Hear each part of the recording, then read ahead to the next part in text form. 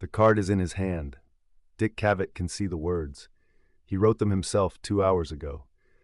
But somewhere between the camera's red light and Marlon Brando's unblinking stare, the second half of the question has vanished from his mind. He's halfway through the sentence when it happens. Marlon, you've spoken extensively about your opposition to Hollywood's treatment of Native Americans, and with The Godfather's success positioning you as perhaps the most... Nothing. The rest isn't there. Cavett looks down at the card. The words are printed clearly, black ink on white paper, but they might as well be hieroglyphics. They've lost all connection to the thought he was building. His mouth opens, closes.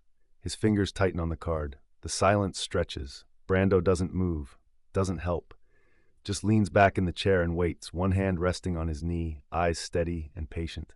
The studio is completely silent. Cavett's pulse quickens. His throat tightens.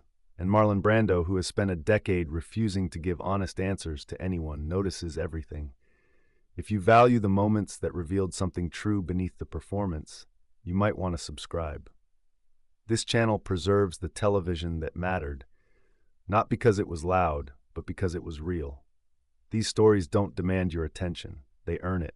By 1973, Dick Cavett had become the thinking person's talk show host. Where Johnny Carson offered comfort and escapism, Cavett offered conversation. Where Merv Griffin chased celebrity gossip and light entertainment, Cavett chased ideas. His show on ABC was a refuge for authors, activists, philosophers, and actors who wanted to be taken seriously. He prepared obsessively. Each interview required hours of research. Cavett read their books, watched their films, studied their public statements. He combed through old interviews looking for contradictions, unexplored themes, questions no one else had thought to ask. He entered every taping with a roadmap, a series of questions designed to build toward revelation. Control mattered to him, not in a domineering way, not like a prosecutor cross-examining a hostile witness. But Cavett believed that great interviews were constructed, not improvised. You had to know where you were going in order to take the guest somewhere unexpected. It had worked for years. He'd sparred with Norman Mailer about masculinity in literature. He'd drawn vulnerability from Katharine Hepburn when everyone else got only wit and deflection. He'd coaxed candor from Orson Welles about failure and ambition. The format was reliable, intelligent questions, patient listening, surgical follow-ups that built on what the guest revealed. But Marlon Brando didn't follow formats. When Brando agreed to appear in early 1973, the booking felt like a coup. He rarely did television. He hated publicity, despised the superficiality of celebrity culture, and had spent the better part of a decade giving intentionally evasive answers to every journalist who approached him. In most interviews, he played games. He'd answer questions with questions. He'd pretend to misunderstand. He'd grow hostile for no apparent reason, then suddenly charming. It was a performance designed to frustrate anyone trying to pin him down. But The Godfather had changed something. The film had been a phenomenon, a cultural earthquake that resurrected Brando's career and reminded the world why he mattered. After years of poor film choices and professional self-sabotage, he'd delivered a performance so controlled, so layered, that it silenced every critic who'd written him off. He'd won the Academy Award for Best Actor, but he refused to accept it. Instead, he sent Native American activist Sacheen Littlefeather to the ceremony in his place. She took the stage in traditional Apache dress and declined the award on Brando's behalf, reading a statement protesting Hollywood's treatment and misrepresentation of indigenous people in film and television. The gesture had been polarizing. Some called it courageous, a rare instance of a Hollywood star using his platform to amplify marginalized voices. Others called it grandstanding, a publicity stunt by an aging actor desperate for relevance. But everyone agreed that Brando, at 49, was no longer the beautiful rebel of A Streetcar Named Desire. He was something more complicated, a man using his fame for activism, even if it meant alienating the industry that made him. Cavett wanted to understand why, not in a confrontational way. He genuinely admired Brando's willingness to risk his career for principle. But he also knew that Brando's public statements had been vague, almost deliberately cryptic. The actor spoke about injustice in broad strokes, rarely offering specifics about what had driven him to this point. This interview would be different. Cavett spent days crafting questions designed to move past the rhetoric. He wanted to understand the man beneath the activism, what personal experiences had driven Brando toward this kind of public confrontation. He researched Brando's early life, his troubled relationship with his alcoholic mother, his complicated feelings about fame and beauty, his growing disillusionment with Hollywood's treatment of social issues. He built the interview like a staircase. Start with The Godfather, acknowledge its success, let Brando talk about the craft, then pivot to the Oscar refusal, explore the motivation. Build toward the deeper question, what happens when an actor realizes his art can't justify his silence? Every question connected to the next. It was a carefully constructed roadmap, and Cavett trusted roadmaps. He'd learned early in his career that preparation was the difference between good television and forgettable television. The hosts who winged it, who relied on charm and improvisation, occasionally struck gold, but more often they flailed. Cavett didn't want to flail. He wanted to create something substantial, something viewers would remember not because it was entertaining, but because it mattered. The taping began smoothly. Brando arrived on time, which surprised the production team. He wore a dark shirt, no tie, his hair longer than it had been in The Godfather. He looked tired but present, not the checked-out movie star they'd been warned about. Cavett greeted him warmly in the green room. They shook hands, made small talk about the weather, about New York, about a mutual acquaintance in the theater world. Brando was polite, even charming in that off-camera way that never quite translated once the lights came on. He seemed almost relieved, like he was grateful to be talking to someone who might actually listen. But when they walked onto the set and sat down across from each other, something shifted. Brando's face became neutral, not hostile, not defensive, just absent, like he'd pulled a curtain across whatever thoughts were happening behind his eyes. Cavett had seen this before. Actors often retreated into professionalism when the camera started rolling. It was a defense mechanism, a way to control the narrative by offering nothing personal, nothing that could be used against them. But Cavett also knew that patience could disarm that defense. If you asked the right questions and listened carefully, most people eventually wanted to be understood. The cameras rolled. Cavett began with The Godfather, safe territory, a chance for Brando to relax into the conversation before they went deeper. "You created something remarkable with Vito Corleone," Cavett said, "a character who's both terrifying and sympathetic. How did you find that balance?" Brando relaxed slightly. He talked about the makeup, about studying older Italian men in New York, about the voice he'd created, that distinctive rasp that made every word feel weighted with authority. He was articulate, even generous with detail. Cavett listened, asked follow-ups, let the conversation breathe. He didn't rush, didn't push, just created space for Brando to inhabit. After 10 minutes, Brando seemed almost comfortable. That's when Cavett began moving toward deeper territory. "You made a choice that surprised a lot of people," Cavett said, turning down the Academy Award, sending Sachin Littlefeather to speak about the treatment of Native Americans in film. That wasn't a small gesture. Brando's expression shifted slightly, not closing off, but becoming more alert. "No," he said, "it wasn't." "What made you decide that was the moment?" Brando paused, considered. "Because I could." The answer was true, but incomplete. Cavett could feel it. Brando wasn't being evasive, he was offering the surface. The part he'd already said in other interviews, the safe answer that didn't cost him anything. Cavett wanted the layer beneath. He glanced at his notes. "There's a difference between having the ability to do something and feeling compelled to do it. You've had the platform for years. Why now?" Brando nodded slowly. "That's a fair question." He looked past the camera for a moment. "I think, for a long time, I told myself that my job was just to act, to inhabit characters. That social change wasn't my responsibility. And something changed that belief. I stopped being able to live with it." It was the most honest thing he'd said so far. But it still felt like Brando was holding something back. Not out of malice, but out of habit. Like he'd spent so many years protecting himself, that openness required conscious effort. Cavett decided to push further. This was the moment he'd been building toward. The question that would move them past the public persona and into something real. He reached for the card in his hand. He'd written the next question carefully. It was designed to push past the public statement and into the personal. Something about whether Brando's activism came from guilt, not in an accusatory way, but in a genuinely curious one. Did he feel complicit in the system he was now criticizing? Had his silence over the years, his willingness to accept the benefits of Hollywood while saying nothing about its injustices, created a debt he was now trying to repay? It was a good question.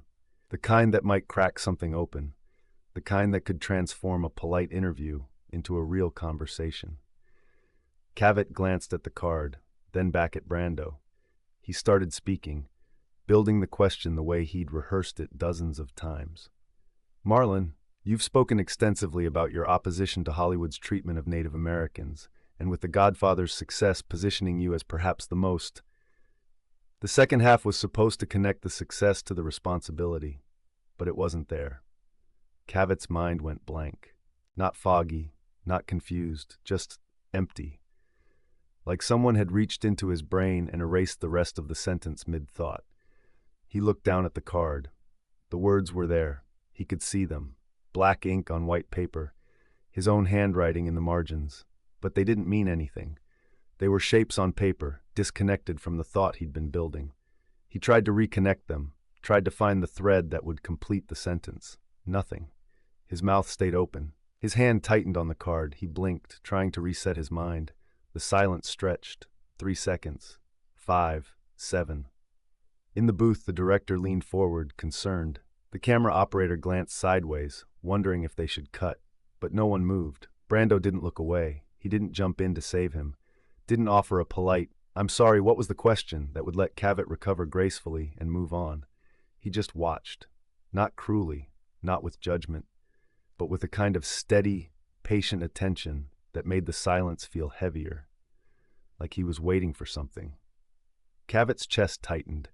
This wasn't supposed to happen. He'd done hundreds of interviews, thousands of questions. He'd gone toe-to-toe with some of the sharpest minds in the country and never once lost his place like this.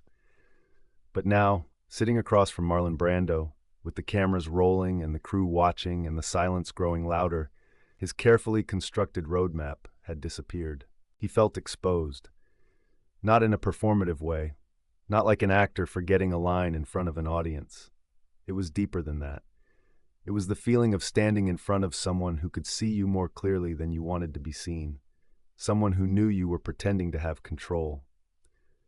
Brando leaned back slightly in his chair. His expression didn't change, but something in his posture softened, like he'd been waiting for this exact moment. Like this was the only part of the interview that interested him. Then he spoke. His voice was quiet, not unkind. "You forgot what you were going to ask me." It wasn't a question. Just a statement, a simple acknowledgement of what was happening. Cavett's face flushed. He felt the heat rise in his neck, his cheeks. The card in his hand suddenly felt ridiculous, a prop from a performance that had collapsed. Yes, he said. I did." Brando nodded slowly. "That's all right." The crew shifted uncomfortably. The camera operator glanced at the director, unsure whether to keep rolling or cut to save Cavett the embarrassment. But the director stayed still. His instincts told him something was happening, something unplanned, something worth capturing. Brando rested both hands on the arms of his chair. He looked directly at Cavett, not through him, not past him, but at him. "I'll tell you what I think you wanted to know." Cavett didn't move. He'd lost control of the interview, but he didn't try to take it back. Something in Brando's tone, something calm and deliberate, told him that this, whatever was about to happen, mattered more than the question he'd forgotten, more than the roadmap he'd constructed. Brando looked past the camera for a moment, not avoiding eye contact, just gathering something from inside himself. When he spoke again, his voice was quieter than before. "You wanted to ask if I feel guilty? If all of this," he gestured vaguely, encompassing the show, the fame, the career, the privilege, "comes from guilt?" And the answer is yes. Cavett stayed silent. He barely breathed. "I've spent 30 years pretending," Brando continued, "playing characters, saying other people's words, becoming people I'm not. And I've been paid very well for it. I've been celebrated for it. I've been told I'm important." He paused. But the whole time, I've known that the system I'm part of is built on lies about Native people, about Black people, about women, about anyone who doesn't fit the story Hollywood wants to tell. The studio was completely still. Even the crew had stopped moving. The boom operator held the microphone perfectly steady. The cameraman didn't adjust his frame. Everyone could feel it. Something real was happening. Brando's face hadn't changed. He wasn't performing emotion, wasn't reaching for tears or dramatic pauses. He was just stating facts. But the facts carried weight. "I knew that," he said, "and I stayed quiet because it was easier, because I benefited, because speaking up would have meant risking the career I'd built." He looked directly at Cavett. "So yes, there's guilt. A lot of it. But it's not just guilt, it's also anger.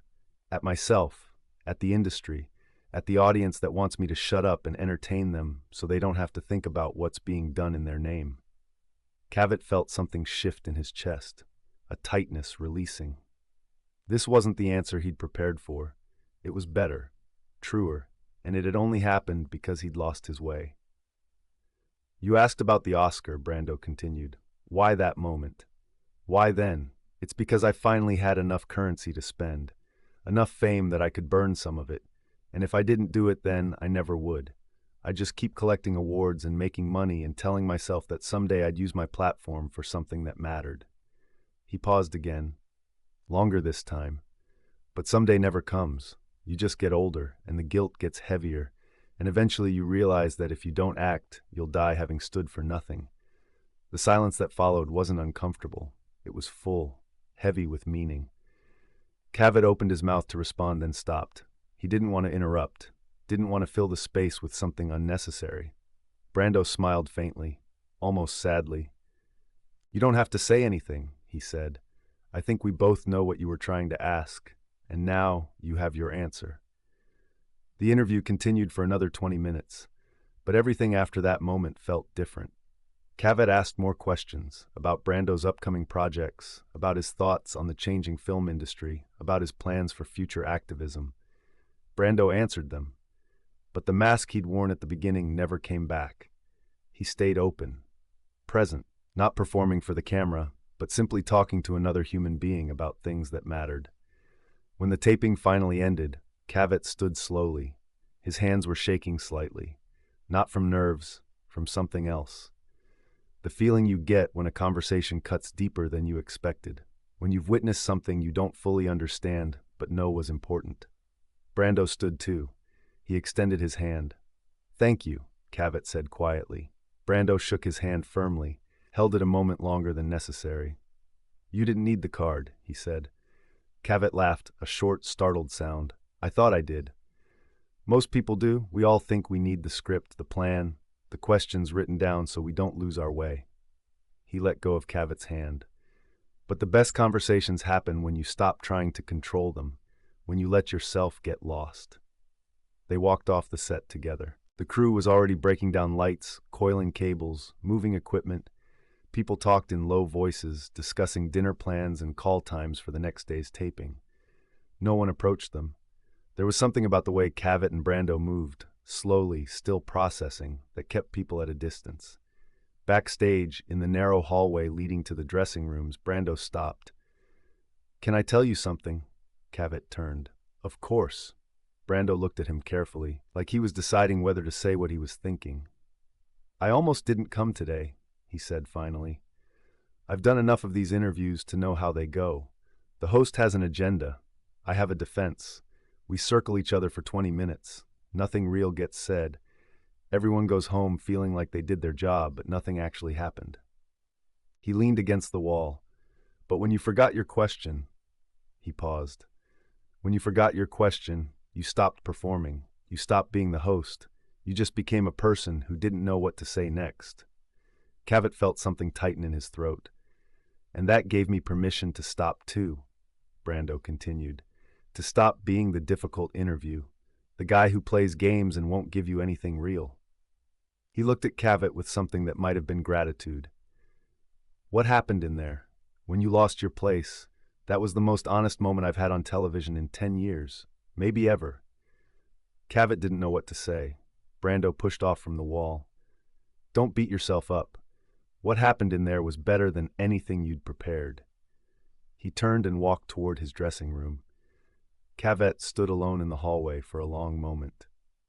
His whole career had been built on preparation, on intelligence, on the belief that if you studied hard enough, asked the right questions, maintained control, you could create something meaningful.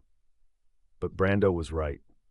The best moment of the interview, the only moment that had actually mattered, had come when the structure collapsed.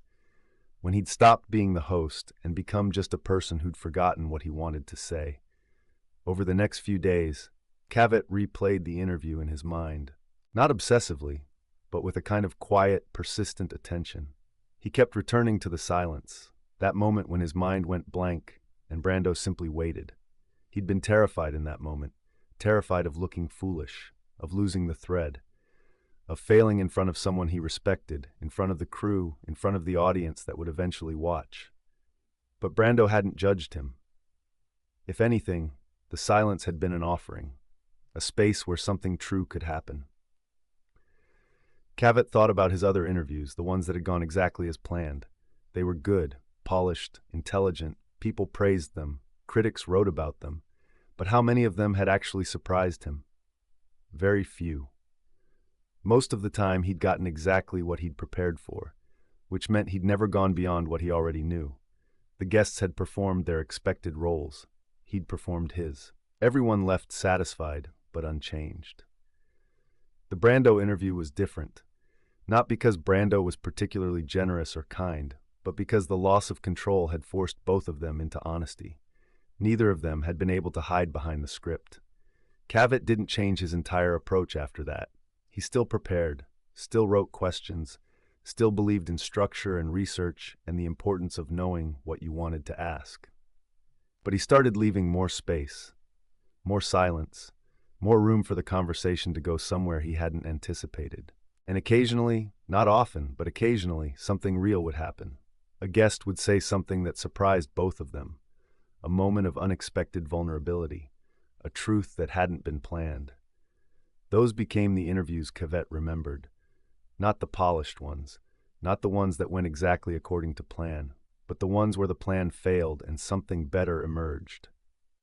When people talk about Dick Cavett now, they mention the intellectualism, the famous guests, the thoughtful questions, the conversations with writers and philosophers that felt more like seminars than entertainment. But they don't talk about the silence. They don't talk about the interview where he forgot his question and Marlon Brando answered the one he couldn't ask. That moment didn't become legendary.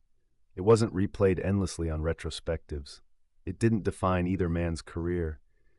It didn't make lists of greatest talk show moments or get quoted in obituaries. But for Cavett, it mattered, because it taught him something he hadn't learned in all his years of preparation. That vulnerability isn't the enemy of intelligence. Sometimes it's the doorway. That the moments when you lose control aren't always failures. Sometimes they're invitations to something deeper. Brando gave dozens of interviews over the years that followed. Most of them were combative or evasive. He played games with journalists, withheld honesty, performed indifference or hostility depending on his mood. He rarely gave anyone the truth. But in that 1973 appearance on the Dick Cavett Show, he did something different. He saw someone struggling, someone who'd lost their way, and instead of exploiting it or ignoring it, he met it with truth. Not because he liked Cavett particularly, not because he wanted to be generous or make good television, but because the mask had slipped. And once it slipped, there was no point in keeping his own on. The interview aired a week later. Viewers noticed something different about it. They couldn't quite name what it was. But there was a rawness to the conversation that didn't exist in Cavett's other episodes. Some critics praised it. They wrote about Brando's candor, about the unexpected vulnerability, about the way the conversation had moved beyond typical celebrity promotion into something more substantial. Others found it uncomfortable. They wanted the polish back, the control. They wanted Cavett to maintain his role as the intelligent host who guided the conversation with precision. The moment where he'd lost his question made them uneasy. It felt like watching someone fail. And failure, even small and temporary, made audiences uncomfortable. But the people who understood what had happened, the ones who'd experienced their own moments of forgetting, of losing the script, of standing exposed in front of someone who saw them, those people felt it. They felt the silence. They understood that Brando's honesty hadn't come from Cavett's brilliant questioning. It had come from his willingness to be lost. And they recognized something in that exchange that was more valuable than any perfectly executed interview. Two people being real with each other. Not performing, not pretending, just present. Dick Cavett continued hosting for years after that.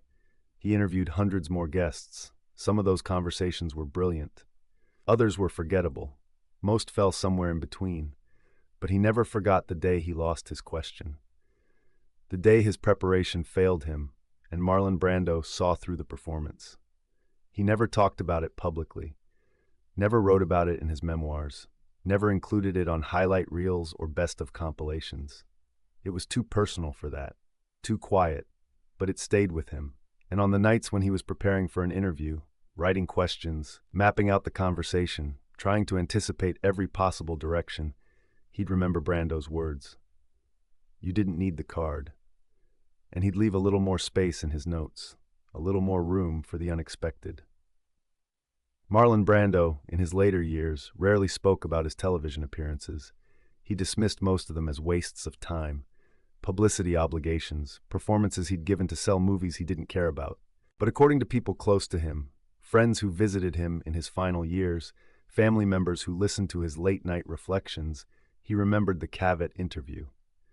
Not because it made him look good, not because it boosted his career or changed public perception, but because for once, he'd told the truth. And that had only been possible because someone else had stopped pretending first. There's a lesson in that silence. In the space between the forgotten question and the honest answer. It's not about abandoning preparation, not about throwing away structure or deciding that control doesn't matter. It's about recognizing that sometimes the plan fails. And when it does, you have a choice. You can scramble to recover, force your way back to the script, pretend nothing happened, and push forward according to the roadmap you've constructed. Or you can stay in the silence. Acknowledge that you're lost. Let yourself be seen without the armor of preparation, and see what emerges. Most of the time, nothing will. Most of the time, the silence will just be awkward. The loss of control will just be a mistake. You'll recover, move on, and wish it hadn't happened. But occasionally, rarely, but occasionally, the silence opens something, creates a space for truth that wouldn't have existed otherwise. That's what happened between Dick Cavett and Marlon Brando in 1973. A forgotten question, a patient silence, and an answer that couldn't have been prepared.